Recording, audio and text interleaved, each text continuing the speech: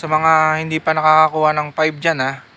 Ito, andito ako, ipapakita ko yung lugar kung saan makikita yung 5. Okay? Kung alam nyo kung saan lugar to,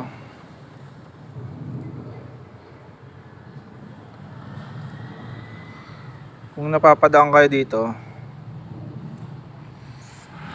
dito ko ilalagay ha. To. Ito. Kung sino makahanap nito ha. Ayan o.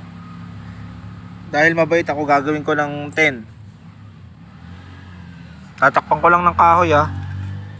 Ayan o. Ayan siya.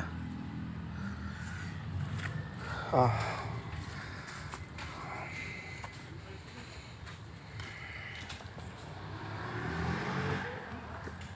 Puntahan nyo na, baka maunahan pa kayo. Ayan o, sa lugar o. Dito lang kayo pupunta sa may parang ayan eh.